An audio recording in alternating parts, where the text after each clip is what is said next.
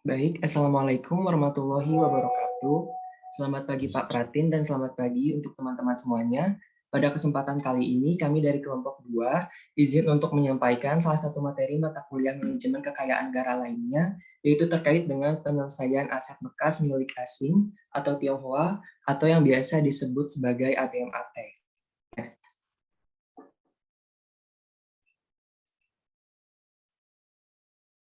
Nah, kemudian sebelum memasuki sesi pemaparan materi, izinkan kami untuk memperkenalkan diri terlebih dahulu. Perkenalkan, kami dari kelompok 2 yang beranggotakan. Yang pertama ada Mardika Surya Saputra dengan nomor urut 19. Kemudian saya sendiri, yaitu Muhammad Triana RF dengan nomor urut 23. Ada Febi Intan Persitarini dengan nomor urut 27. Radityo Wibowo dengan nomor urut 28. Dan yang terakhir adalah saudari Safira Aulia Rahayu Yahya dengan nomor urut 29. Next. Nah, kemudian seperti yang bisa teman-teman lihat, di sini merupakan outline untuk presentasi kita pada pertemuan kali ini. Terdapat 4 bagian yang akan kita sampaikan. Yang pertama yaitu adalah terkait dengan ketentuan umum ABMAT. Untuk materi yang kedua yaitu terkait dengan tata cara penyelesaian. Materi yang ketiga terkait dengan penatausahaan ABMAT. Dan untuk materi terakhir adalah terkait dengan akuntansi dan pelaporan aset ABMAT. Nah, untuk memulai presentasi pada kali ini, saya akan mengawalinya dengan suatu pantun yang saya temukan dari internet, gitu ya. Mungkin biar teman-teman semua bisa lebih semangat, karena uh, aku juga tahu mungkin masih pada ngantuk atau gimana gitu ya. Mungkin nanti pas udah aku ucapin satu kalimat, teman-teman bisa bilang cakep gitu ya. Oke. Mau aku mulai ya pantunnya. Jadi, duduk santai di tengah taman. Cakep. Seekor kucing memakan ikan. Selamat pagi wahai teman, semoga harimu menyenangkan. Begitu. Oke, jadi untuk mempersingkat waktu, langsung saja kita masuk ke sesi pemaparan materi yang akan disampaikan oleh rekan saya yaitu Saudara Mardika Surya. Untuk kepada Saudara Mardika, saya persilahkan.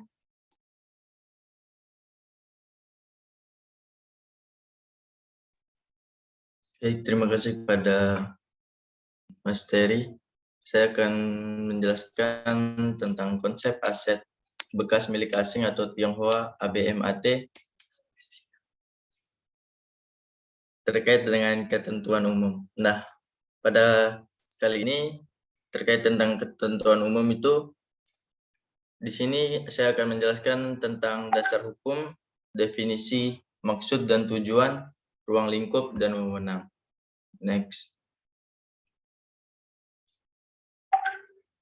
Nah, dasar hukum dari ABMAT itu berasal dari Peraturan Menteri Keuangan Nomor 62/PMK.06/2020 yang dimana definisinya yaitu aset bekas milik asing atau Tionghoa adalah aset yang dikuasai oleh negara berdasarkan PRT-032 PPRPU 1958 Junto KPTS Perpu 0439/1958 Junto UU nomor 50 PRP tahun 1960. Lalu ada penetapan Presiden nomor 2 tahun 1962, penetapan Presiden nomor 4 tahun 1962, Junto Putusan Presiden Panglima Tertinggi ABRI atau Pimpinan Besar Revolusi nomor 52 atau KOTI atau 1962. Instruksi radio dan terakhir instruksi radiogram Kas Kogam nomor T0403-G5-5-66. Next. Nah, selanjutnya maksud dan tujuan dari pengelolaan ABMAT. Nah, maksudnya untuk dikelola ABMAT itu yaitu penyelesaian aset bekas milik asing atau Tionghoa dimaksudkan untuk menciptakan kepastian hukum dalam status kepemilikan ABMAT. Selanjutnya yaitu tujuan, yaitu mewujudkan optimalisasi pengelolaan ABMAT secara tertib, terarah, dan akuntabel untuk meningkatkan penerimaan negara dan atau sebesar-besarnya kesejahteraan rakyat.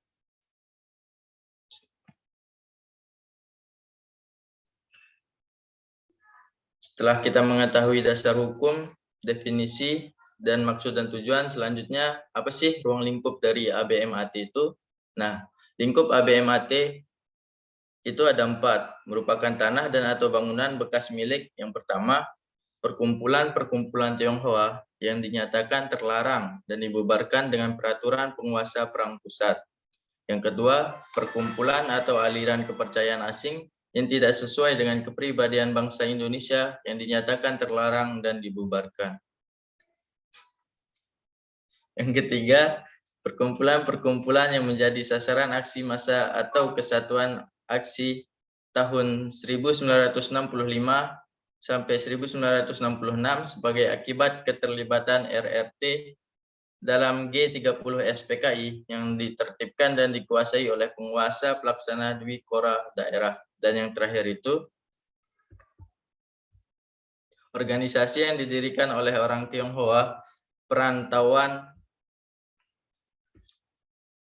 Hoa Kiao, yang bukan WNA, yang mempunyai hubungan diplomatik dengan negara Republik Indonesia dan atau memperoleh pengakuan dari NRI beserta cabang-cabang dan bagian-bagiannya.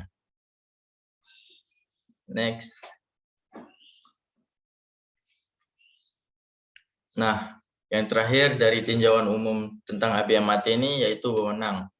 Nah, yang memiliki wewenang terhadap pengelolaan ABMAT ini yaitu Menteri Keuangan selaku BUN, itu berwenang untuk melakukan penyelesaian terhadap ABMAT, dan di mana nanti kewenangannya itu dilimpahkan dalam bentuk mandat kepada DJKN.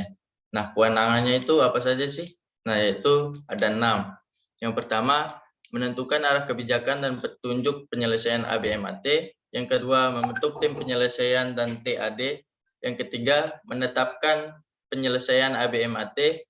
Yang keempat, melakukan penatausahaan dan pemutakhiran data ABMAT.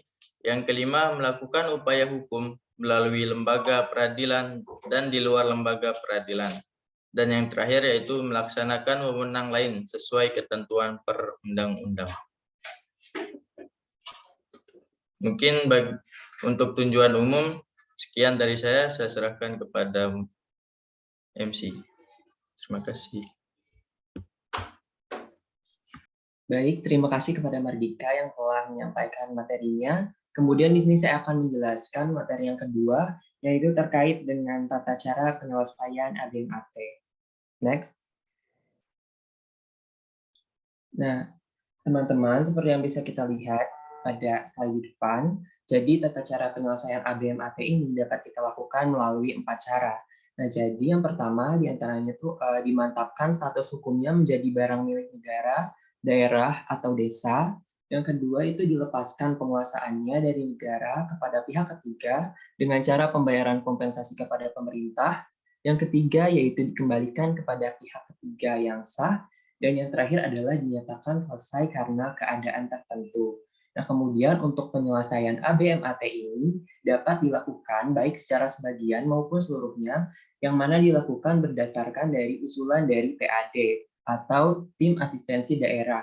Kemudian hasil penyelesaian ini berupa hasil pembahasan dari tim penyelesaian, yaitu berupa saran, pendapat, dan atau rekomendasi yang kemudian disampaikan kepada Direktur Jenderal. Kemudian Menteri menetapkan penyelesaian yang memuat data terkini. Next.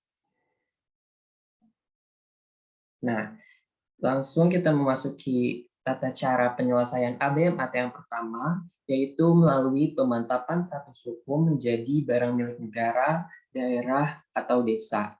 Nah, apabila ditinjau dari segi objeknya, untuk pemantapan status hukum menjadi BMN ini itu dilakukan terhadap ABMAT yang belum bersertifikat atau telah bersertifikat atas nama kementerian atau lembaga atau pemerintah provinsi, kabupaten, kota, atau desa. Nah, namun untuk ABMAT yang dia itu belum memiliki sertifikat, maka harus ditindaklanjuti terlebih dahulu, yaitu dengan pemberian sertifikat. Kemudian ditinjau dari segi usulannya, jadi usulan pemantapan status hukum menjadi BMN ini diajukan oleh tim asistensi daerah kepada tim penyelesaian sesuai dengan permohonan dari kementerian atau lembaga atau pemerintah daerah, kabupaten, atau kota. Next. Nah, ketentuan yang selanjutnya yaitu dari segi pengecualian. Nah, seperti yang sudah saya jelaskan tadi bahwa usulan pemantapan status hukum jadi BMN ini kan dilakukan oleh PAD kepada TP berdasarkan usulan dari KL atau PD. Nah, namun ada pengecualian. Jadi, untuk usulan pemantapan status hukum ini dapat dilakukan tanpa melalui proses permohonan untuk kepentingan negara, daerah atau desa, dan juga untuk ABMAT yang telah bersertifikat KLPD dan telah digunakan sesuai dengan tugas dan fungsinya. Nah, kemudian dari segi penetapannya, Direktur Jenderal atas nama Menteri menetapkan pemantapan status hukum ABMAT menjadi barang milik negara, daerah, atau desa dengan keputusan Menteri. Next. Nah, kemudian cara yang kedua yaitu melalui pelepasan penguasaan dari negara kepada pihak ketiga dengan cara pembayaran kompensasi. Nah, penyelesaian ABMAT yang dilakukan dengan cara dilepaskan penguasaannya dilakukan terhadap ABMAT yang telah ditempati atau dihuni atau digunakan oleh pihak ketiga. Next. Nah, untuk permohonan melalui pelepasan penguasaan dari negara kepada pihak ketiga ini, pihak ketiga dapat mengajukan permohonan pelepasan penguasaan ABMAT kepada tim asistensi daerah dengan harus memenuhi persyaratan sebagai berikut. Yang pertama, yaitu pihak ketiga tersebut harus sudah menempati, menghuni, atau menggunakan ABMAT tersebut secara terus-menerus paling singkat selama 5 tahun. Jadi kalau dia itu sudah menempati namun jangka waktunya itu kurang dari 5 tahun, dia masih belum bisa mengajukan permohonan pelepasan penguasaan ABMAT tersebut. Nah, kemudian dalam hal pihak ketiganya itu adalah merupakan badan hukum, maka status badan hukum tersebut harus tidak memiliki kaitan kepemilikan dengan badan hukum atau organisasi asing dan bukan merupakan reinkarnasi atau penerus atau underbow dari organisasi atau perkumpulan atau yayasan terlarang atau eksklusif rasial. Dan untuk persyaratan permohonan yang terakhir, yaitu dalam hal pihak ketiga merupakan perseorangan, maka status perseorangan tersebut harus tidak pernah menjadi anggota dari organisasi atau perkumpulan atau yayasan terlarang atau eksklusif rasial. Seperti itu. Next. Langsung untuk ketentuan yang selanjutnya yaitu terkait dengan pembayaran kompensasi. ABMAT yang akan dilepaskan penguasaannya dari negara kepada pihak ketiga dengan cara pembayaran kompensasi kepada pemerintah dilakukan penilaian untuk mendapatkan nilai wajar, yang mana nilai wajar ini tuh akan digunakan sebagai dasar daripada besaran kompensasi yang harus dibayarkan oleh pihak ketiga kepada negara. Nah, penilaian ini dihitung berdasarkan ketentuan sebagai berikut. Yang pertama yaitu dalam hal di atas tanah ABMAT ini telah berdiri bangunan baru dengan struktur baru yang terpisah dari bangunan ABMAT, penilaian dilakukan atas tanah dan bangunan yang lama. Jadi untuk bangunan yang barunya ini karena dia itu memiliki struktur yang terpisah dengan ABMAT, maka dia tidak disertakan ke dalam penilaian. Jadi yang dihitungnya itu hanya tanah dan bangunan yang asli dari ABMAT-nya itu. Next. Nah, kemudian ketentuan penilaian yang selanjutnya, yaitu dalam hal di atas tanah ABMAT telah berdiri bangunan baru yang berdiri dalam struktur yang sama dan merupakan bagian renovasi dari bangunan ABMAT, maka penilaian dilakukan atas tanah dan seluruh bangunan. Nah, untuk ketentuan yang kedua ini, berhubung bangunan barunya itu dibangun dalam struktur yang sama atau merupakan renovasi daripada bangunan lama dari ABMAT tersebut, maka bangunan barunya itu disertakan gitu ke dalam penilaiannya. Seperti itu. Kemudian ketentuan penilaian yang ketiga, yaitu dalam hal bangunan ABMAT telah dibongkar, penilaian dilakukan atas tanah ABMAT. Nah, berhubung karena bangunannya udah nggak ada, jadi penilaiannya itu hanya kepada tanah ABMAT-nya saja. Kemudian yang terakhir yaitu dalam hal bangunan ABMAT telah dibongkar tanpa persetujuan menteri, pihak ketiga membayar tambahan kompensasi sebesar 10% dari nilai wajar tanah ABMAT sebagai pengganti bangunan ABMAT yang telah dibongkar. Nah, apabila bangunan ABMAT-nya itu dibongkar tapi tanpa persetujuan menteri, dia itu harus membayar kompensasi lebih sebesar 10% gitu untuk mengganti bangunan lama ABMAT yang telah dibongkar tanpa persetujuan tadi. Next. Nah, kemudian yang selanjutnya itu terkait dengan besaran pembayaran kompensasi. Nah, untuk ketetapannya, jadi pada umumnya, pelepasan penguasaan ABMAT dari negara kepada pihak ketiga dengan cara pembayaran kompensasi kepada pemerintah ini itu ditetapkan sebesar 100% dari nilai wajar ABMAT. Jadi misalnya kalau dari penilaiannya itu dapat nominal sekian X, nah dia itu pada umumnya itu harus dibayarkan sesuai dengan nilai wajar tersebut. Nah, namun di sisi lain itu terdapat keringanan untuk besaran pembayaran kompensasi yang dia itu keringanannya ini tuh disesuaikan dengan ketentuan sesuai dengan penggunaannya. Penggunaan daripada ABMAT gitu sama pihak ketiganya. Next. Nah, sekarang tentang keringanan besaran pembayaran dari pembayaran kompensasi. Nah, seperti yang bisa teman-teman lihat di sini tuh ada banyak gitu ya, keringanannya ada berbeda-beda gitu.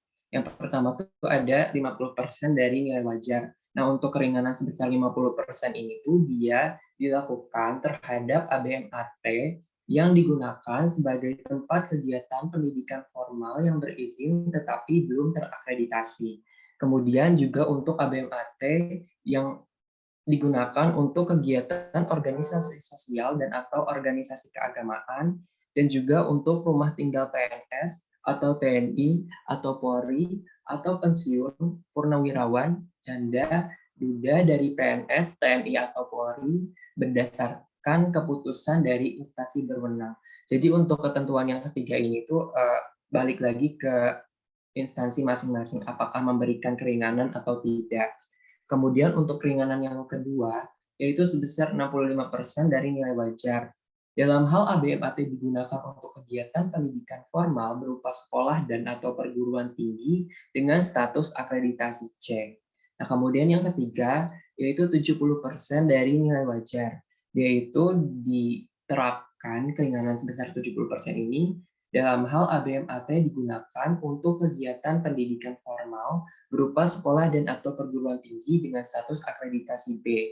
Jadi untuk yang besaran 65% dengan 70% ini sebenarnya sama aja gitu untuk kegiatan formal berupa sekolah atau perguruan tinggi. Namun yang membedakan itu dari segi akreditasinya gitu. Untuk yang 65% itu akreditasinya masih C, tetapi untuk yang 70% itu ditetapkan kepada sekolah yang akreditasinya itu sudah B. Next.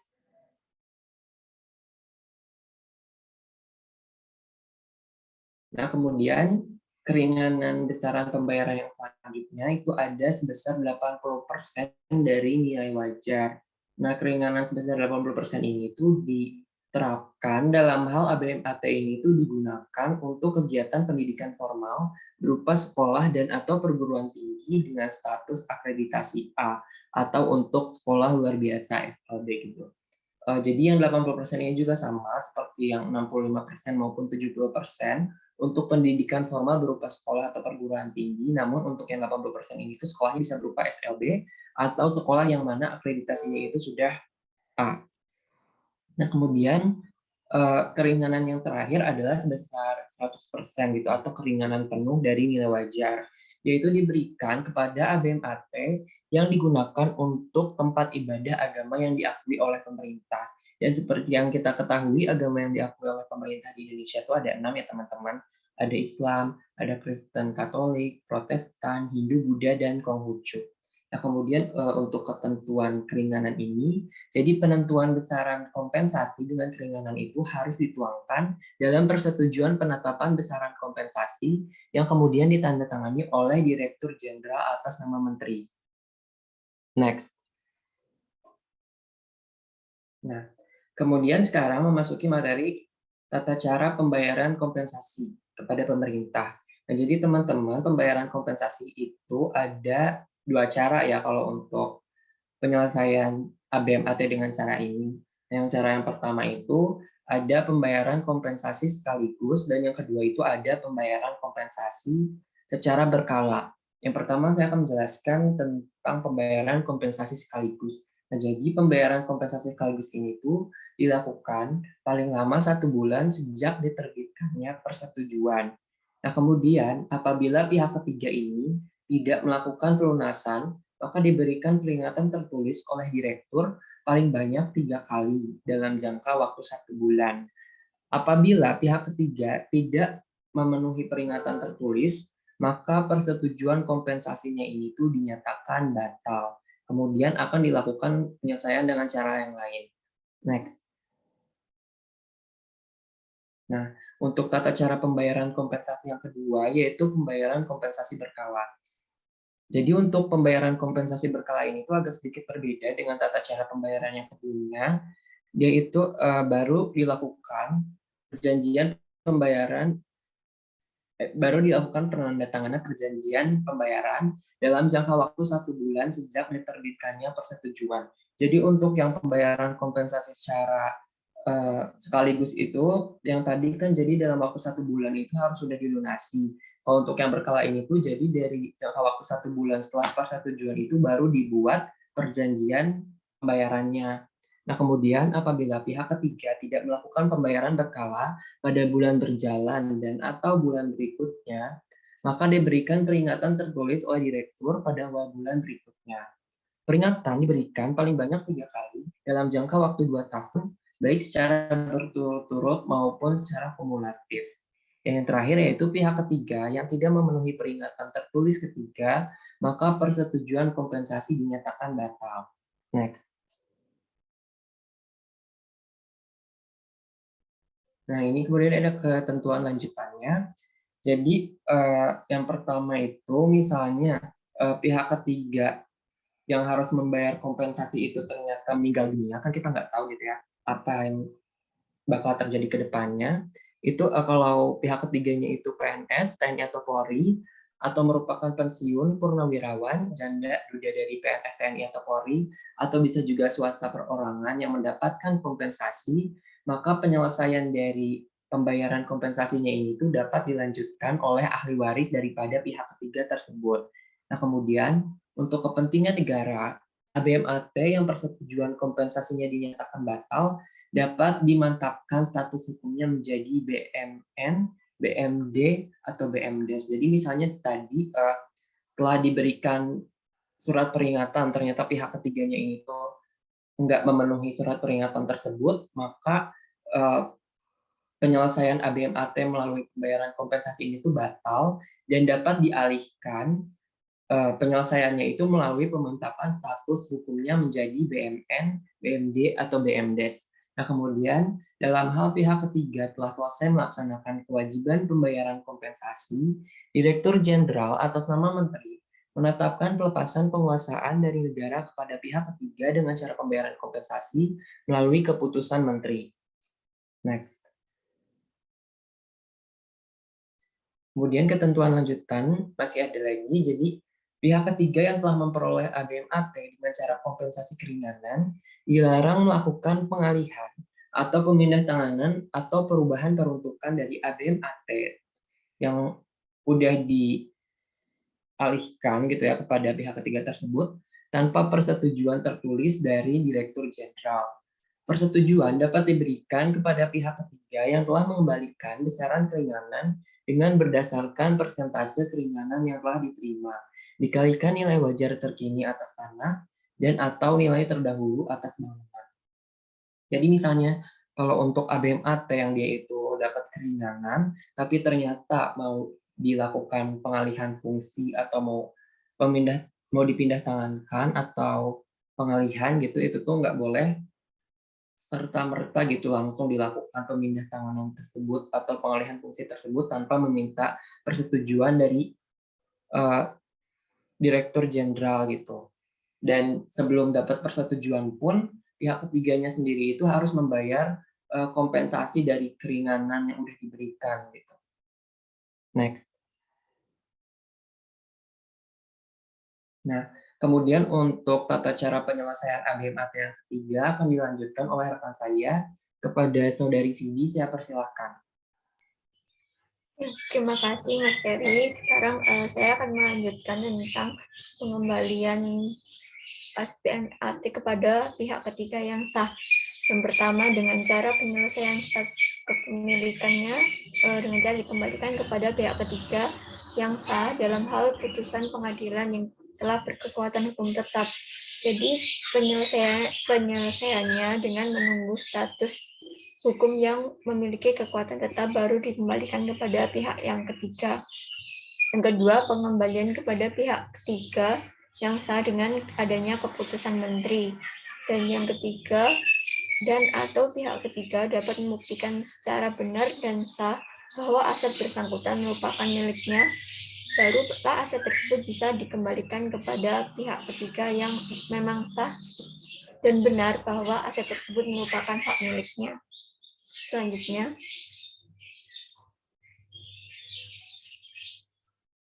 yang selanjutnya adalah ABMAT dinyatakan selesai karena keadaan tertentu yang memuat tidak ditemukan aset tersebut. Yang kedua, hilang atau musnah akibat bencana alam atau force majeure. Yang ketiga, berlakunya PMK 188 garing PMK 06 tahun 2008 yang telah dipertukarkan dengan aset milik pihak ketiga oleh kementerian atau lembaga atau Pemda, dipindah tangankan atau dikembalikan ke pihak ketiga oleh KL atau Pemda, dikembalikan kepada pemilik perorangan yang sah dengan persetujuan menteri. Yang terakhir, dilepaskan penguasaannya kepada pihak ketiga dengan cara pembayaran kompensasi dengan persetujuan menteri. Next. Yang menyangkut di dalamnya harus terlebih dahulu mendapatkan review oleh aparat pengawas internal pemerintah dan Direktur Jenderal atas nama Menteri menetapkan surat keterangan bahwa ABMAT dinyatakan selesai karena keadaan tertentu dan menjadi dasar dilakukannya pemutakhiran data ABMAT. Next.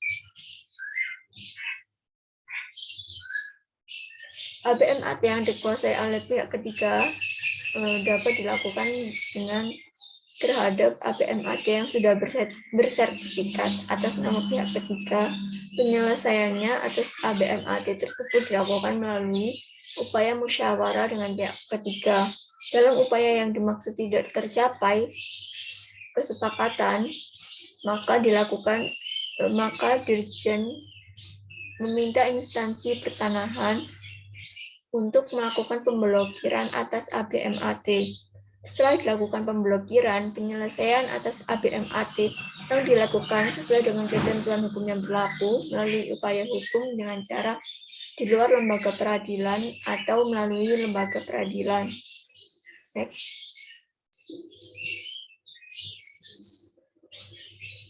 Yang selanjutnya, tentang kelembagaan penyelesaian ABMAT akan dilanjutkan oleh rekan saya.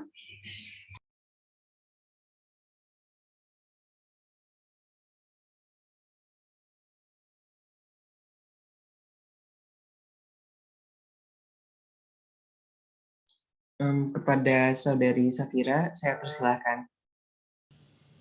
Baik, terima kasih atas kesempatannya. Perkenalkan, nama saya Safira Aulia, absen 29. Saya akan menjelaskan tentang kelembagaan penyelesaian ABMAT. Next. Yang pertama terdapat tim penyelesaian. Nah, tim penyelesaian ini berada di tingkat pusat yang terdiri dari unsur instansi tingkat pusat, yaitu terdapat Kementerian Keuangan sebagai Ketua Direktur, Kementerian Hukum dan Hak Asasi Manusia, Kementerian Pertahanan, Kementerian Pendidikan Nasional, Badan Intelijen Negara atau BIN, Kementerian Agraria dan Tata Ruang atau Badan Pertanahan Nasional, Kejaksaan Agung, dan Kepolisian Republik Indonesia.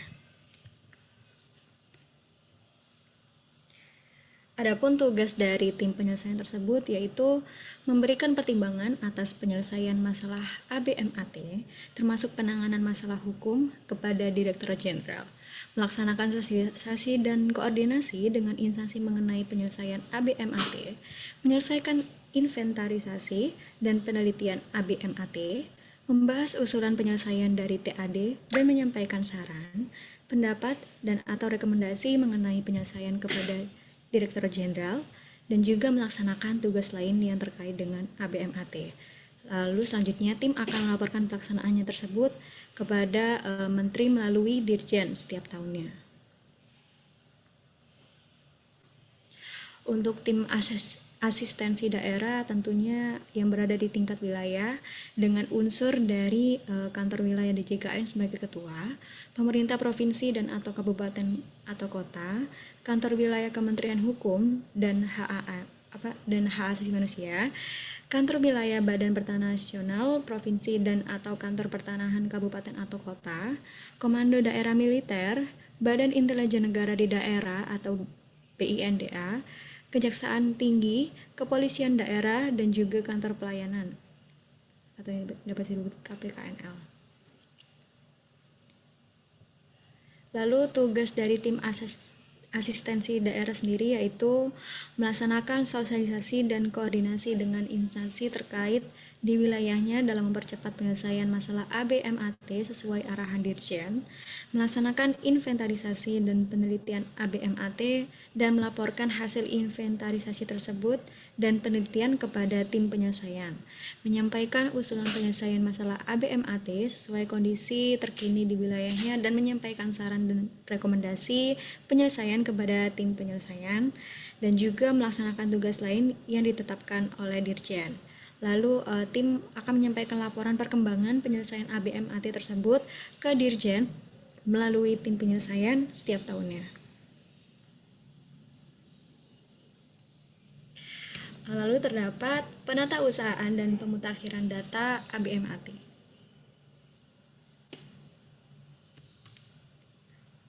Yang pertama adalah penatausahaan.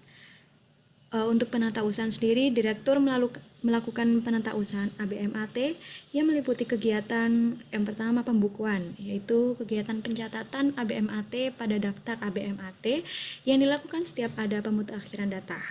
Lalu terdapat inventarisasi, yaitu kegiatan penelitian lapangan terhadap ABMAT yang dilakukan paling sedikit 1 kali dalam 3 tahun. Lalu terdapat pelaporan, yaitu kegiatan penyampaian laporan perkembangan penyelesaian ABMAT yang dibuat setiap semester tahun bersangkutan sebagai bahan untuk menyusun neraca pemerintah pusat. Lalu untuk pemutakhiran data dilakukan dalam hal terdapat yang pertama, perubahan status terkini ABMAT, yaitu berdasarkan usulan dari TAD dan atau hasil inventarisasi yang meliputi tetapi tidak terbatas pada adanya perubahan atas nama, lokasi, tahun dikuasai, kondisi fisik antara lain perubahan luas tanah dan atau bangunan dan atau posisi hukum. Lalu yang kedua yaitu terdapat penyelesaian ABMAT. Untuk pembinaan, pengawasan, dan evaluasi atas penyelesaian ABMAT dilaksanakan oleh Dirjen. Lalu selanjutnya akan dilanjutkan oleh teman saya. Baik, terkait kemudian pembahasan mengenai akuntansi dan pelaporan.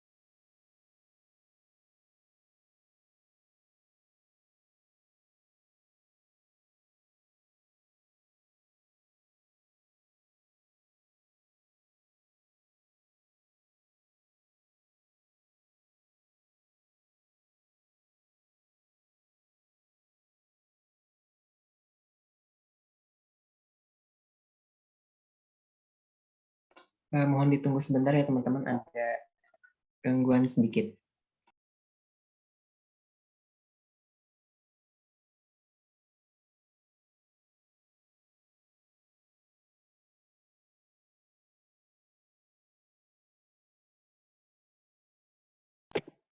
Oke, maaf, ada gangguan tadi. Kemudian terkait dengan akuntansi dan pelaporan, yaitu terkait dengan peraturan dan penanggung jawab akuntansi dan pelaporan ini, itu diatur dalam PMK nomor 127 garis miring PMK nomor PMK 5 garis miring 2018 tentang sistem akuntansi dan pelaporan keuangan transaksi khusus. Kemudian struktur pelaporan dalam pengelolaan ABMAT ini yaitu sebagai berikut. Yang pertama dimulai dari unit akuntansi, kuasa pengguna anggaran, transaksi khusus pada tingkat pengelolaan ABMAT yang diakuntansikan dan dilaporkan kepada unit akuntansi pembantu, transaksi khusus di tingkat DJKN di wilayah kerjanya, dan kemudian dihimpun di unit akuntansi koordinator pembantu transaksi khusus.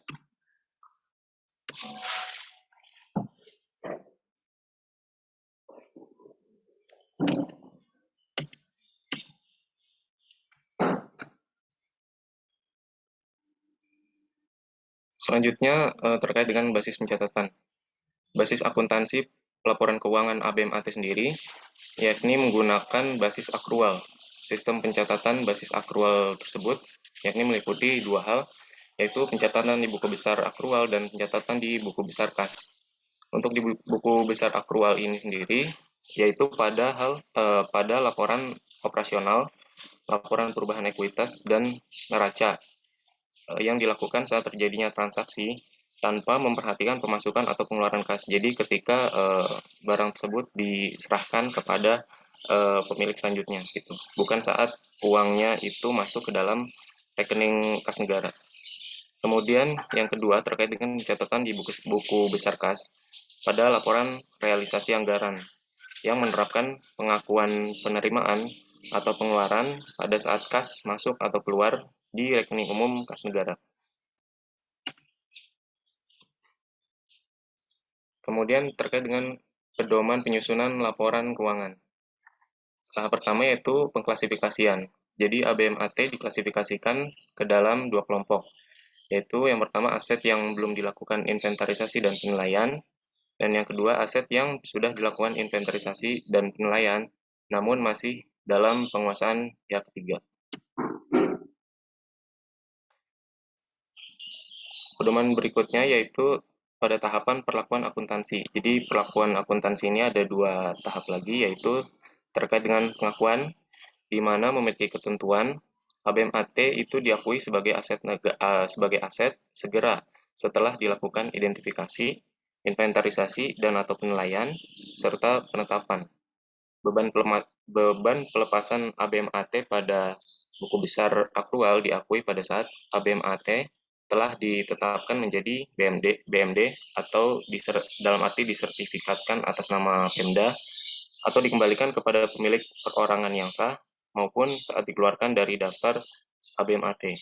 Untuk perolehan atas pelepasan ABMAT kepada pemilik perorangan diakui di buku besar akrual pada saat pelepasan ABMAT-nya kepada pihak ketiga melalui pembayaran kompensasi ke kas negara.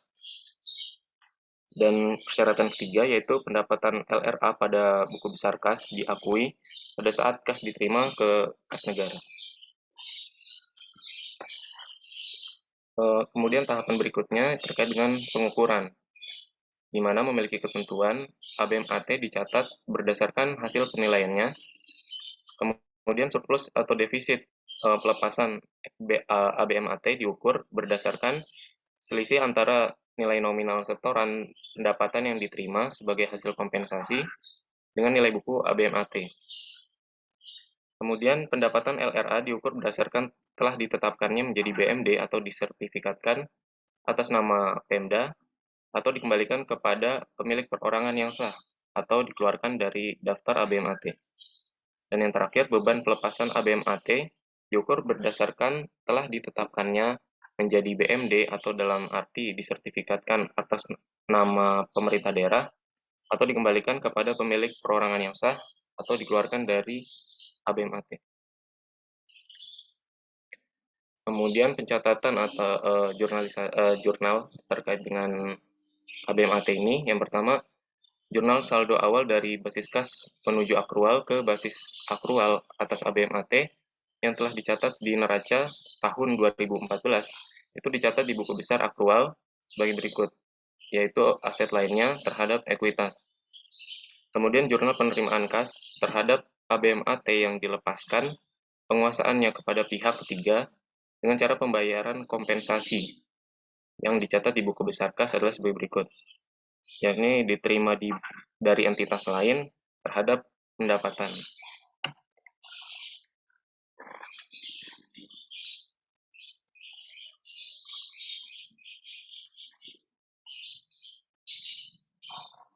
Kemudian terkait dengan jurnal aset yang telah diinventarisasi dan telah dinilai namun masih dalam penguasaan pihak ketiga, yaitu dicatat di buku besar akrual, yaitu aset lainnya terhadap koreksi ekuitas.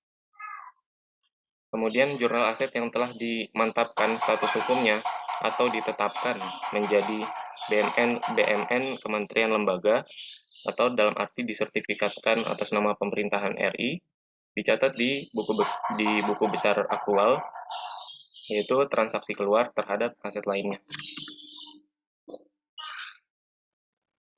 Berikutnya, terkait dengan jurnal aset yang telah dimantapkan status hukumnya, ditetapkan menjadi BMD atau disertifikatkan atas nama pemerintah daerah atau dikembalikan kepada pemilik perorangan yang sah atau dikeluarkan dari daftar ABMAT. Itu dicatat di buku besar akrual, yaitu beban pelepasan ABMAT terhadap aset lainnya. Kemudian jurnal aset yang dilepaskan penguasaannya dari negara kepada pihak ketiga dengan cara pembayaran kompensasi kepada pemerintah dengan menyetorkan ke kas negara, dicatat di buku besar akrual, yaitu diterima dari entitas lain terhadap surplus atau defisit pelepasan ABMAT terhadap aset lainnya. Kemudian slide berikutnya akan dijelaskan oleh Safira. Terima kasih. Baik, untuk dokumen sumber yang digunakan untuk proses akuntansi ABMA tersebut terdiri atas keputusan Menteri Keuangan, KMK atau surat penetapan nilai atau harga aset, laporan hasil inventarisasi dan penilaian, berita acara serah terima aset, keputusan Menteri Keuangan, KMK tentang penyelesaian aset bekas milik asing atau Tionghoa, dan juga memo penyesuaian. Selain dokumen sumber tersebut di atas, terdapat dokumen lain sesuai ketentuan yang berlaku yang dapat dijadikan sebagai pelengkap. Untuk pelaksanaan verifikasinya sendiri, pelaksanaan verifikasi data sistem aplikasi terintegrasi dengan dokumen sumber milik UAKPA, BUN, TK dilakukan sebelum laporan keuangan disusun. Lalu apabila terdapat perbedaan data atas hasil verifikasi, UAKPA BUN TK tersebut dapat melakukan konfirmasi kepada KPPN, mitra kerja, dan atau dengan pihak-pihak terkait. Next.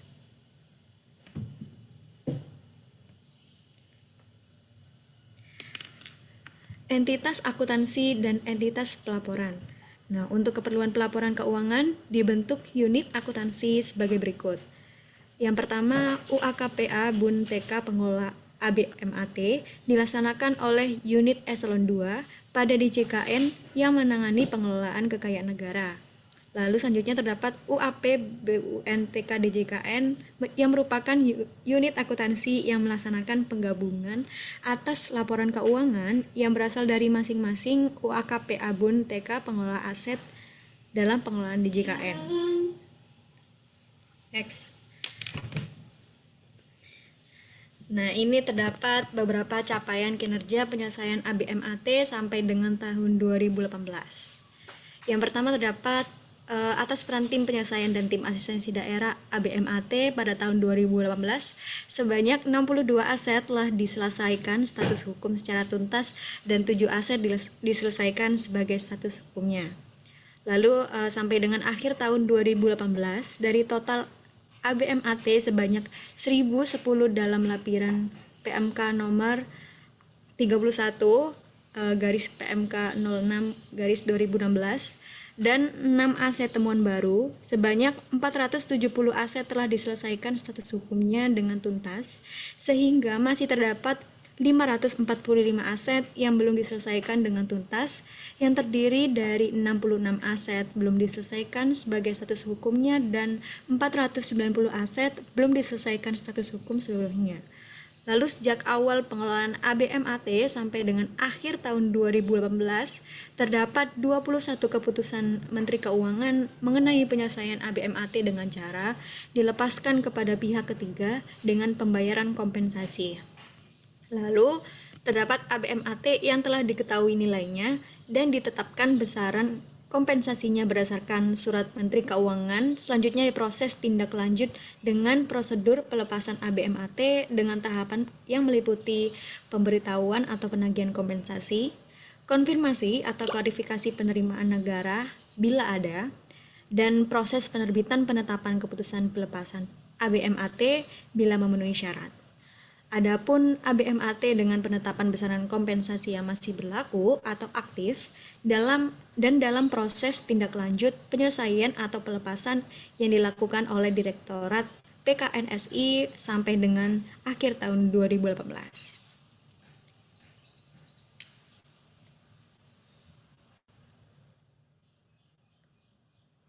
Selanjutnya terdapat pendapatan pelepasan aset non-lancar. Nah, untuk pendapatan pelepasan aset non-lancar selama periode tahun 2018 adalah sebesar 394.523.533 rupiah. Nah, pendapatan ini mengalami kenaikan sebesar 157 miliar atau 67,41% dibandingkan dengan tahun sebelumnya 2017, yaitu sebesar 234 miliar.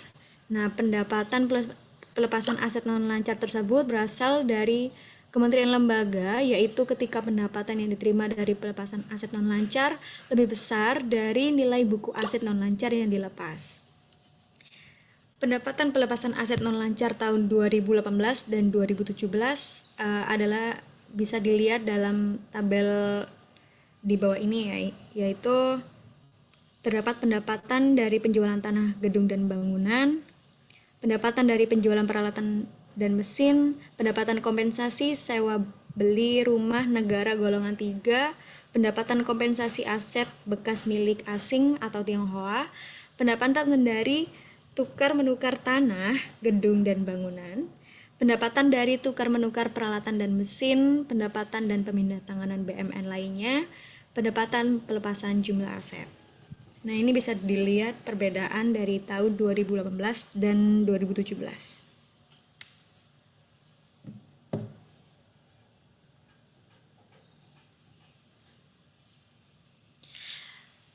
Oke, selanjutnya aset lain-lain BUN pengelolaan transaksi khusus ya.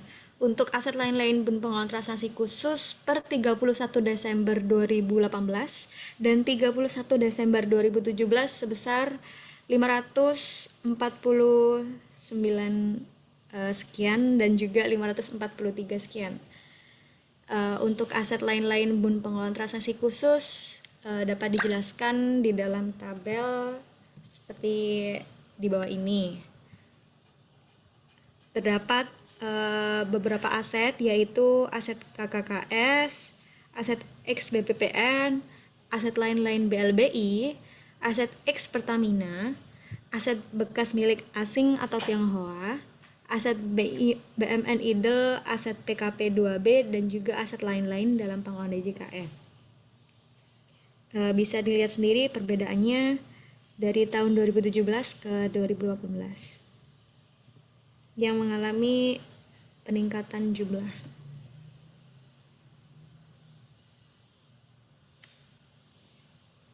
Terima kasih, sekian dari presentasi kelompok kami. Saya kembalikan ke moderator. Oke, baik. Terima kasih kepada teman-teman dari kelompok 2 yang telah mempresentasikan materinya dengan baik. Sekarang kita langsung saja memasuki sesi tanya jawab. Mungkin ada teman-teman yang masih belum paham terkait dengan materi yang kami jelaskan, bisa langsung saja menggunakan fitur raise hand atau open mic. Namun baru boleh mengajukan pertanyaannya setelah kami persilahkan. Oke, baik, langsung kita mulai saja sesi tanya jawab ini.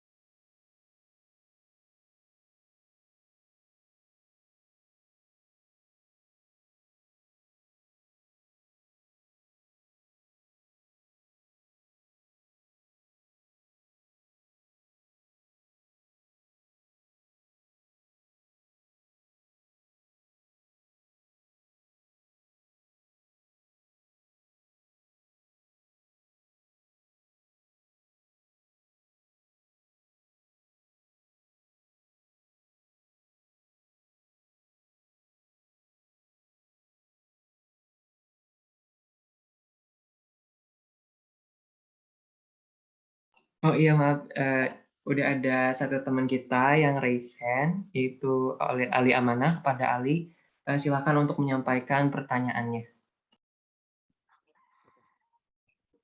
Terima kasih telah mengizinkan bertanya. Dalam hal ini saya ingin bertanya terkait keringanan besar pembayaran kompensasi. Di sini kan terdapat ada perbedaan kan antara akreditasi C, B, A. Dalam hal ini, apa yang melatar belakangi perbedaan keringanan dari akreditasi C, B, dan A tersebut? Terima kasih. Oke, baik. Untuk Ali, izin mengkonfirmasi pertanyaannya. Jadi kan tadi yang sudah dijelaskan, keringanan pembayaran kompensasi itu ada beda-beda ya, persentasenya, ada yang 65, 70, sama 80, yang mana itu dibedakan berdasarkan akreditasi sekolahnya gitu ya, untuk latar belakangnya seperti apa gitu. Apakah seperti itu? Iya. Oh, oke, baik. Terima kasih kepada Ali atas pertanyaannya. Untuk pertanyaannya mungkin kita akan tampung terlebih dahulu. Mungkin ada teman-teman lain yang ingin mengajukan pertanyaan terkait dengan materi yang sudah kami jelaskan.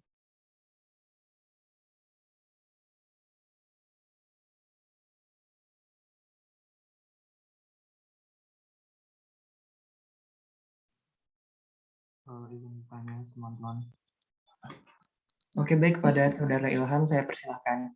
Mungkin masih sama dengan topiknya Ali, itu untuk kompensasi yang pendidikan itu apakah hanya untuk formal yang non profit saja atau yang non profit saja, atau yang profitable itu juga bisa mendapatkan kompensasi kayak sekolah swasta gitu. Terus izin konfirmasi juga untuk yang pembayaran kompensasi yang ada berkala itu ada penyesuaian tarifnya nggak ya? Apa tetap sama aja yang sekaligus? Terima kasih. Oke, baik. Izin mengkonfirmasi pertanyaannya. Jadi pertanyaannya tadi itu berarti, sebentar, maaf agak lupa. Tentang ini ya, yang besaran tarif tadi itu, keringanan itu, apa untuk pendidikan formal non-profit saja atau juga untuk yang mencari profit, dan juga apakah besaran pembayaran kompensasi secara berkala itu ada penyesuaian tarifnya atau enggak gitu ya? Iya. Oke, terima kasih Ilham atas pertanyaannya. Mungkin ada satu teman lagi mungkin yang mau bertanya, jadi nanti untuk jawabannya kita bisa langsung jawab sekaligus gitu dalam menjawab 3 pertanyaan tersebut. Kalau masih ada teman-teman yang ingin bertanya, saya persilahkan.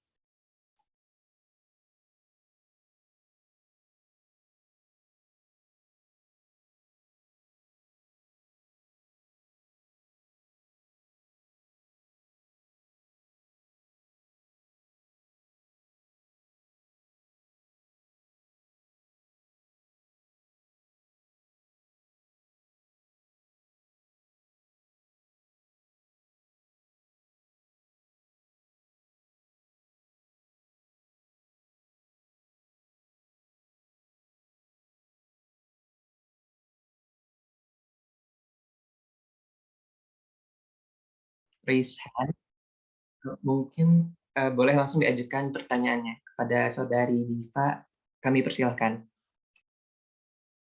Oke, terima kasih Terry dan teman-teman yang lain. Nah, ini saya masih bingung ya, terkait masih hal yang sama. Nah, pelepasan penguasaan dari negara pada pihak ketiga dengan bayar kompensasi itu sama nggak ya artinya dengan jual beli? Karena kan setelah itu ada penyelesaian status kepemilikan atau gimana ya teman-teman? Mungkin itu yang mau saya tanyakan. Terima kasih. Oke, baik, kepada Saudari Diva atas pertanyaannya. Izin mengkonfirmasi, berarti pertanyaannya ini apakah pelepasan penguasaan dari negara kepada pihak ketiga melalui kompensasi ini tuh sama dengan jual beli atau enggak gitu ya? Ya, segitulah. Oke. Terima kasih Diva atas pertanyaannya. Baik, karena sekarang udah ada 3 pertanyaan yang kami tampung, jadi mungkin mohon ditunggu sebentar, karena kelompok kami mungkin mau mendiskusikan sedikit terlebih dahulu untuk menjawab pertanyaan dari teman-teman.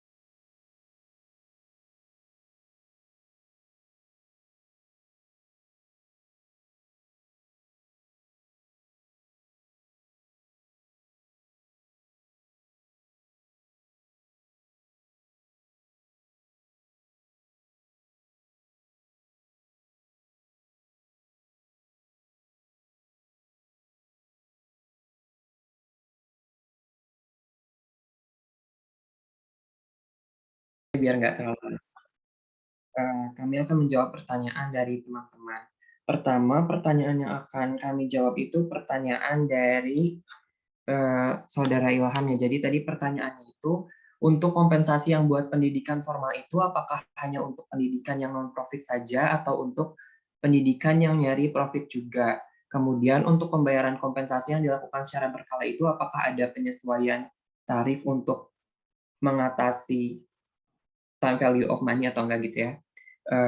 Jadi jawaban dari kelompok kami, untuk kompensasi bagi ABMAT yang akan digunakan untuk pendidikan formal itu sebenarnya tidak diberi ketentuan khusus gitu, apakah institusi pendidikan tersebut itu hanya untuk pendidikan non-profit saja atau tidak. Nah, kemudian karena itu, jadi kelompok kami itu menyimpulkan gitu bahwa keringanan pembayaran kompensasi ini tuh nggak terbatas aja sama pendidikan yang non-profit, tetapi juga untuk pendidikan yang mencari profit atau swasta gitu. Kemudian untuk pembayaran kompensasi secara berkala ini dia dilakukan jadi apa ini pembayaran kompensasi secara berkala ini dilakukan dengan besaran tetap dalam jangka waktu paling lama 2 tahun sejak diterbitkannya persetujuan penyelesaian ABMAT. Nah, kemudian untuk penyesuaian tarifnya, jadi dari pemerintah itu dia besaran pembayarannya ini tuh ditambahkan sebesar 5% per tahun dari besaran kompensasi yang telah ditetapkan sebelumnya gitu. Jadi biar mungkin karena ada inflasi gitu kan untuk mengatasi time value of money itu, jadi ada penyesuaian tarif dengan penambahan 5% per tahun. Mungkin seperti itu jawaban dari kelompok kami. Bagaimana saudara Ilham? Apakah maaf, apakah sudah cukup menjawab? Ya, sudah sangat jelas. Terima kasih dari teman-teman. Oke, baik. Terima kasih Ilham. Kemudian kami akan menjawab pertanyaan dari teman-teman yang lain. Mungkin dari kelompok 2 ada yang ingin menjawab mungkin pertanyaan Ali atau pertanyaan dari saudari Diva.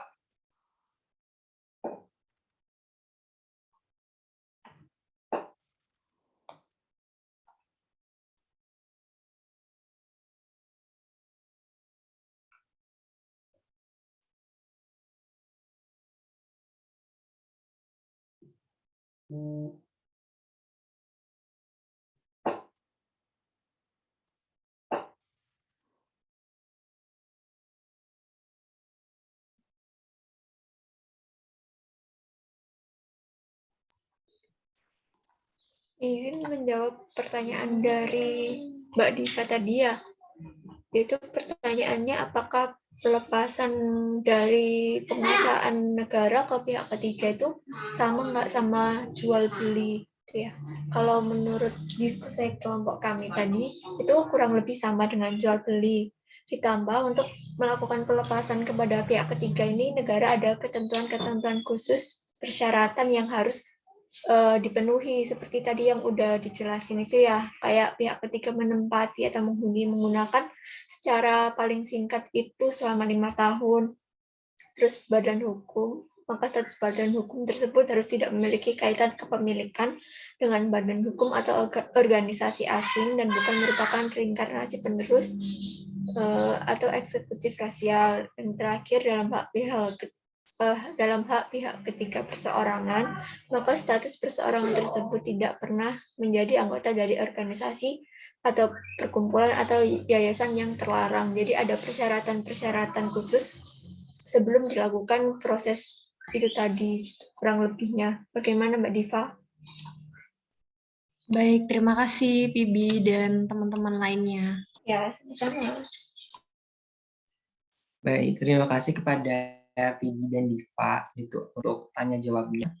Saya juga ingin menambahkan sedikit gitu terkait dengan pertanyaan yang disampaikan oleh Mbak Diva. Jadi untuk jual beli dengan pembayaran kompensasi pelepasan penguasaan dari negara kepada pihak ketiga melalui kompensasi ini tuh pada dasarnya kurang lebih sama gitu ya dengan jual beli, cuman mungkin perbedaannya untuk jual beli kan dia pembelinya bisa dari mana saja gitu ya, pihak siapapun yang ingin membeli gitu yang punya dana untuk membeli itu diperbolehkan gitu kan. Nah, tapi untuk pelepasan penguasaan dari pihak ketiga ini tuh hanya terbatas kepada pihak ketiga yang dia itu udah memenuhi persyaratan tadi dan juga mengajukan pelepasan penguasaan dari negara ini kepada pemerintah seperti itu. Nah, kemudian untuk selanjutnya langsung saja ke pertanyaan dari tadi ya Mas Ali ya. Mungkin dari teman-teman kelompok 2 ada yang ingin menjawab?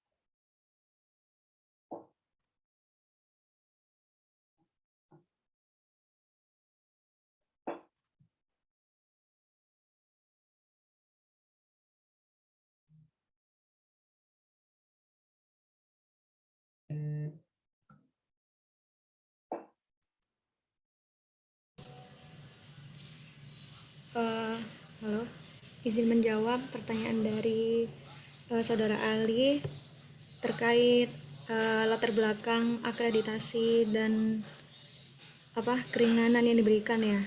Nah, akreditasi itu sendiri kan terkait dengan peningkatan mutu pendidikan juga. Nah, mungkin semakin tinggi akreditasi itu, maka pemerintah akan memberikan keringanan yang lebih besar sehingga lembaga pendidikan tersebut bisa meningkatkan kualitas pendidikan tersebut. Mohon maaf jika terdapat kekurangan. Apakah sudah membantu, Ali? Baik, terima kasih atas jawabannya dari Safira dan kelompok 2.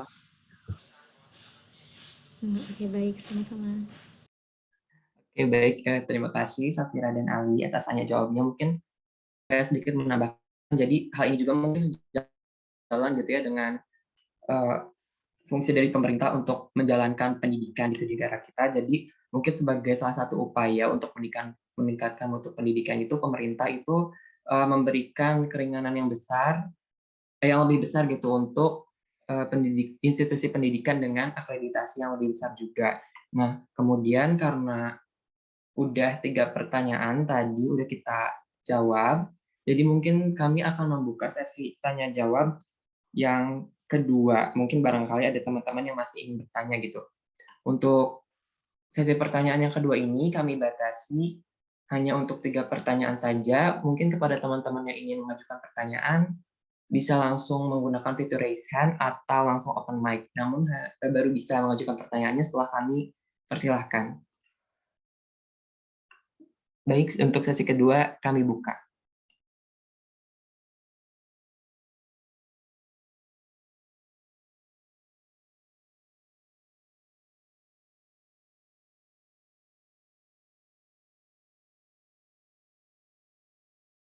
Nah, nampaknya sudah ada satu dari teman kita yang raise hand. Untuk saudari Tasya, kami persilahkan untuk mengajukan pertanyaannya. Izin bertanya, terkait dengan pemantapan status ABMAT, ada kemungkinan kalau misalkan aset ini sama sekali nggak bisa ditemukan, dan bahkan pemerintah pun tidak mengetahui keberadaannya. Kira-kira mengapa hal tersebut bisa terjadi? Terus bagaimana mekanisme solusi yang dapat dilakukan? Terima kasih. Oke, baik. Terima kasih saudari Tasya atas pertanyaannya.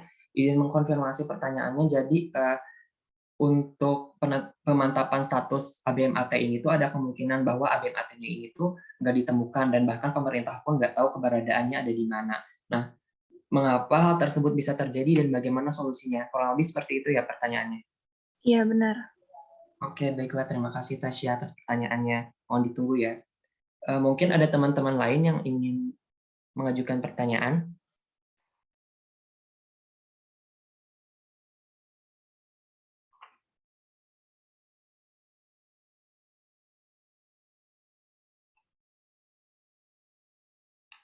Kita tunggu aja ya, mungkin ada yang masih berpikir untuk bertanya atau tidak, jadi kita tunggu sebentar.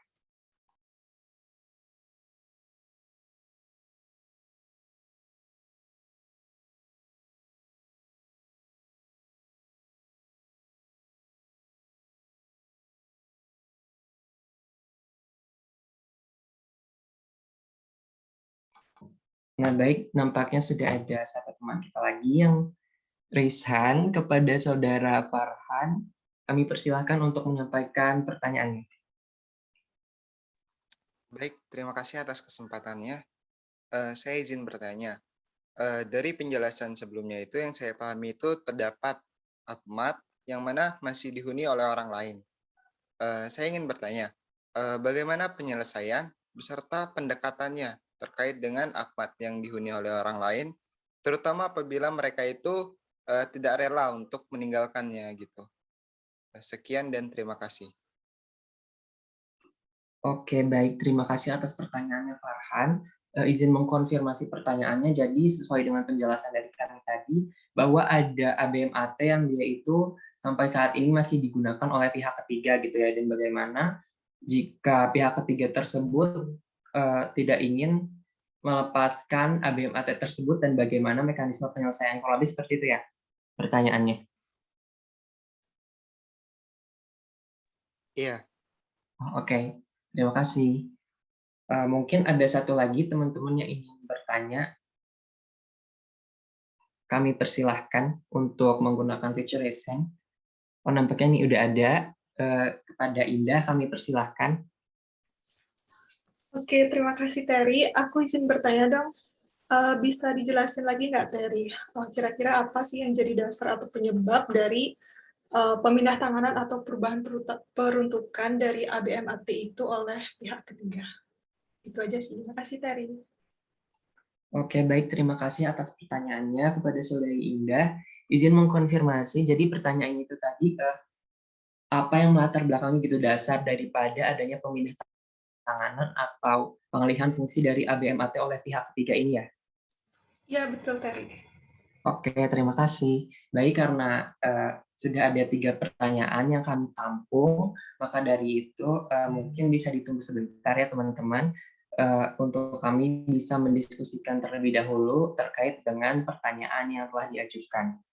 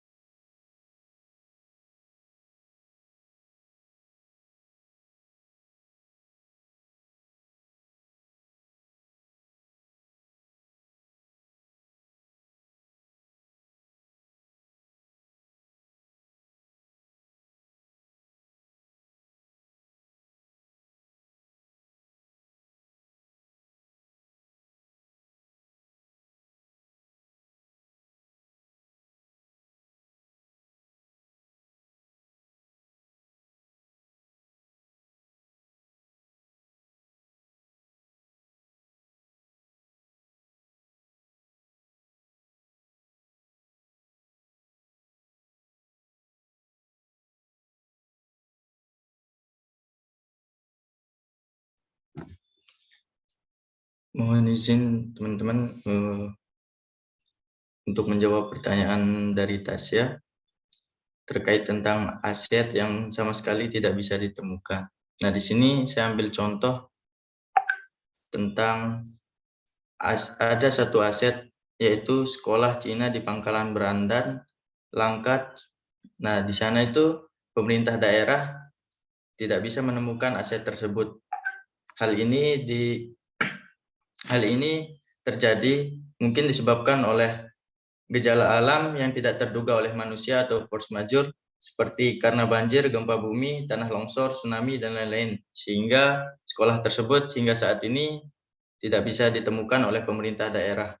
Nah, sekalipun aset tersebut terdaftar dalam daftar merah putih atau daftar nama aset ABMAT, namun bila tidak bisa ditemukan tanda-tanda, bukti-bukti, termasuk pula saksi-saksi, maka solusi yang dilakukan terhadap aset tersebut yaitu dengan cara mengeluarkannya dari daftar ABMAT.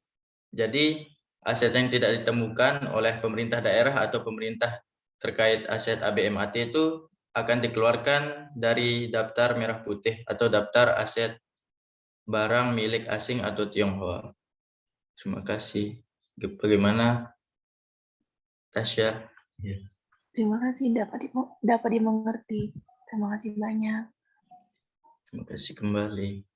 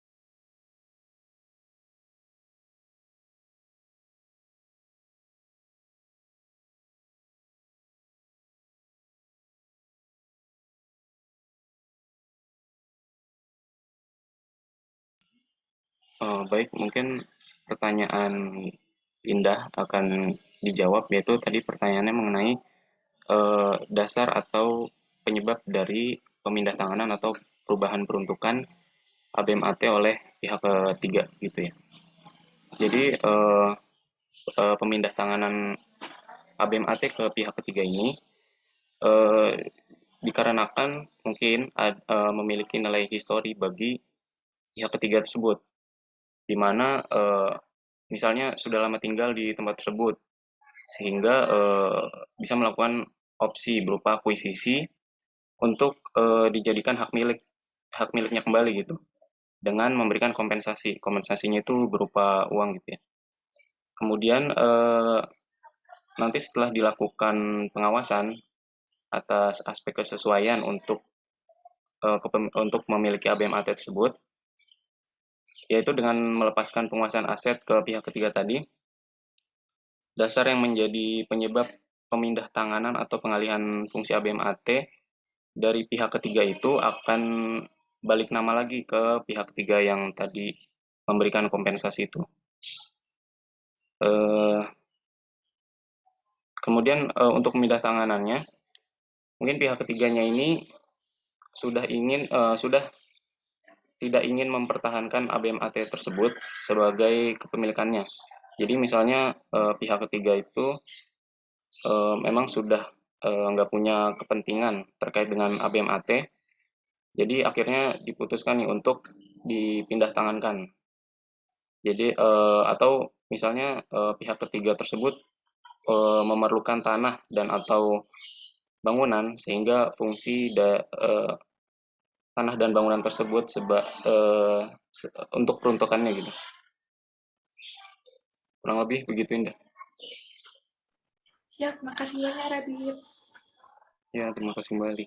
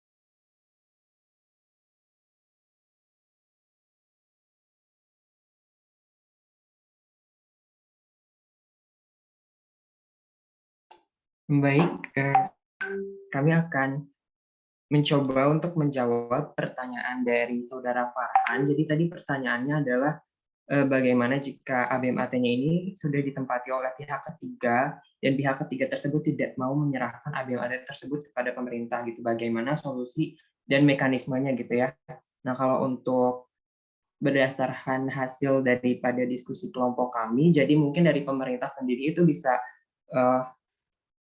menggunakan pendekatan persuasif, jadi pemerintah ini tuh melakukan pembujukan secara halus gitu terhadap pihak ketiga tersebut tanpa paksaan. Dan pemerintah di sini juga bisa sambil melakukan edukasi kepada pihak tersebut, yaitu dengan cara memberikan pemahaman terkait bagaimana kewenangan pemerintah dalam melakukan penyelesaian terhadap ABMAT ini sendiri. Nah, kemudian kan seperti yang udah kita ketahui juga di dalam peraturan perundang-undangan itu ABMAT yang ada di pihak ketiga juga itu sebenarnya itu ada di bawah penguasaan pemerintah atau negara gitu. Jadi apabila pihak ketiga tersebut ingin mengakui ABMAT tersebut sebagai kepemilikannya, maka pihak ketiga tersebut harus melakukan pengajuan penyelesaian ABMAT melalui pembayaran kompensasi dari pihak ketiga kepada pemerintah. Nah, meski begitu, masih ada beberapa persyaratan yang harus dipenuhi oleh pihak ketiga apabila mereka ingin melakukan pengajuan pembayaran kompensasi tadi, seperti harus sudah menempati ABMAT tersebut selama minimum 5 tahun. Dan juga ada persyaratan khusus bagi pihak ketiga berupa badan hukum maupun perseorangan. Mungkin seperti itu jawaban dari kelompok kami. Untuk Saudara Farhan, apakah sudah cukup menjawab? Sudah jelas, terima kasih.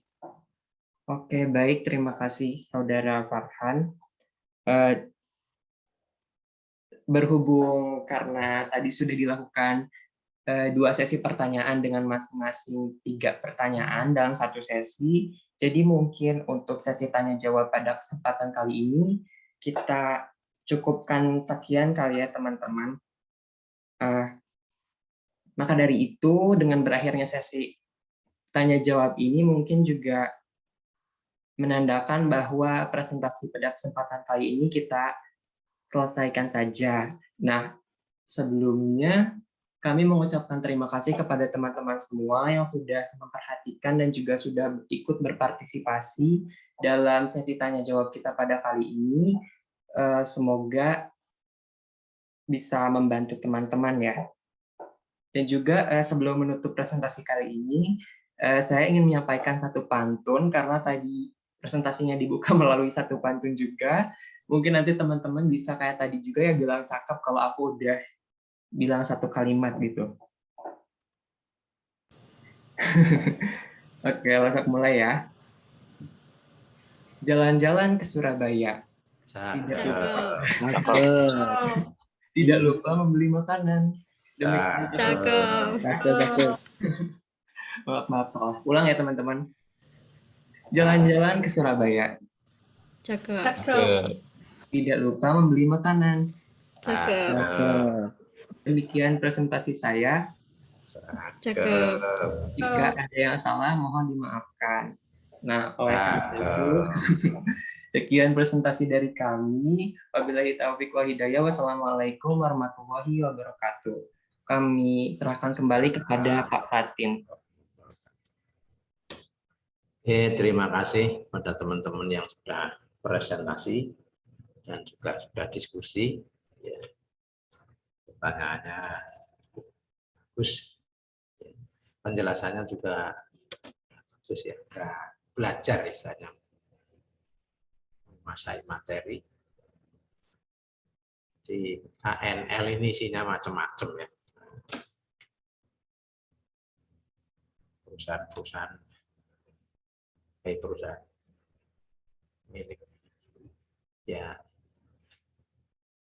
Ada yang perlu ditambah sedikit terkait dengan pengelolaan milik asing atau Tionghoa. Ini kenapa dikuasai pemerintah? Bahkan kalau itu segera, karena supaya tanah aset-aset ini tidak menjadi sengketa, bahkan jadi rebutan. Karena prinsipnya ini aset ini ditinggal pemiliknya.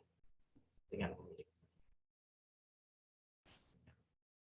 Kalau ada keluarganya, misalkan masih di Indonesia gitu, mereka bisa klaim asal bisa menunjukkan bukti-bukti kekerabatan. Bahkan kalaupun hanya kekerabatan saja, belum cukup kalau belum ada surat wasiat, ya kan, atau pemberian hibah, kan gitu. Karena bisa jadi orang yang pergi ini balik lagi.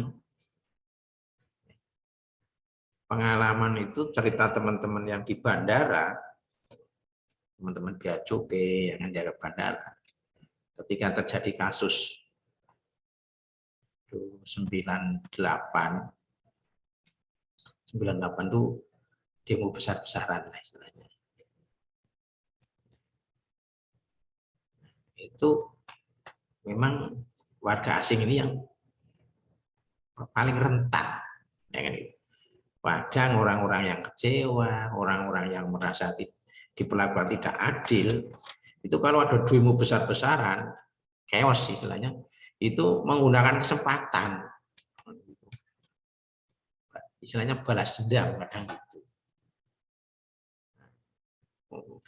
Yang semula majikan-majikan, pengusaha-pengusaha besar ini bisa lepas dari kawalan aparat ya takut.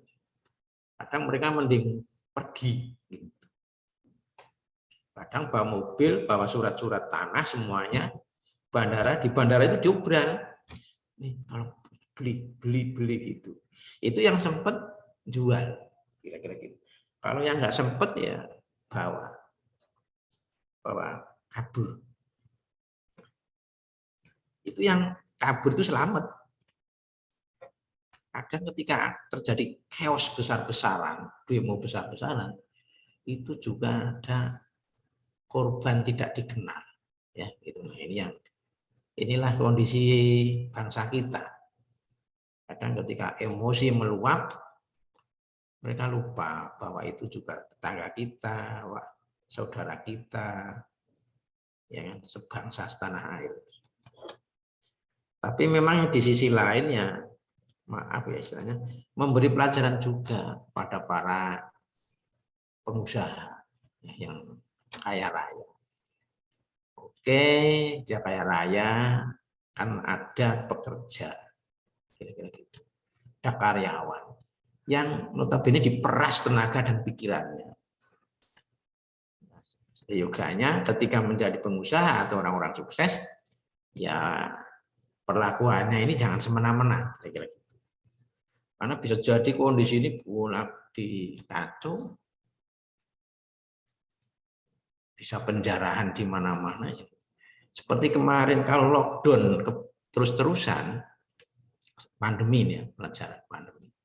Kalau sampai lockdown ketiga, keempat misalnya, ekonomi nggak jalan, masyarakat kecil, masyarakat miskin ini dapat uang, dapat beras dari mana? Kira-kira gitu. Sementara mereka punya kebutuhan, punya anak-anak yang harus dikasih makan. Nah itu kalau sudah mentok pikirannya, di sisi lain pemerintah udah nggak sanggup ngasih bantuan tunai. Kita lihat kan sekeliling kita kemarin. Itu ya nanti bisa penjarahan besar-besaran.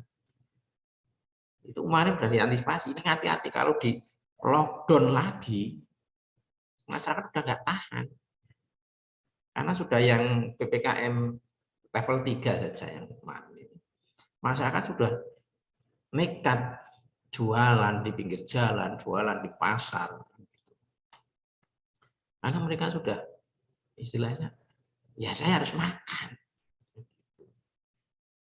Memang ada yang dapat bantuan langsung dari pemerintah. Namun sebagian besar masyarakat kita nggak dapat.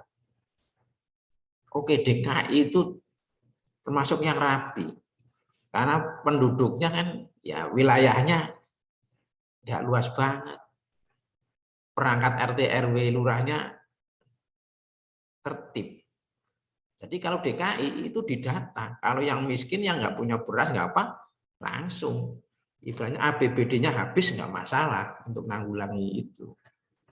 Tapi kami yang dilihat langsung di luar DKI, di Tangsel, di Tangerang, di apa, itu lihat langsung masyarakat. Nah, kalau itu udah nggak tahan masyarakat, chaos besar-besaran penjara. Coba kalau penjarahan, siapa yang jadi korban? Kan ya pengusaha-pengusaha itu. Tokonya dijarah, misalnya Pak. Kalau mereka berani ngelawan, oh bisa habis itu. Enggak, justru enggak, oh ya Pak maaf, gitu kan kira-kira kalau dihadang mau jarah. Habis itu. Nah itu contohnya. Biasanya yang ya sampai chaos besar-besaran itu pengamatan saya bukan ekonomi penyebab, tapi lebih banyak isu politik. Ya, isu politik. Kalau sudah dimainkan isu politik, ya awalnya bisa ekonomi, isu keadilan, disulut, bus gitu. Ya, bisa eksodus itu kira-kira ya orang asing yang mendingan pulang kampung lah daripada di Indonesia terancam kan gitu, hartanya ditinggal.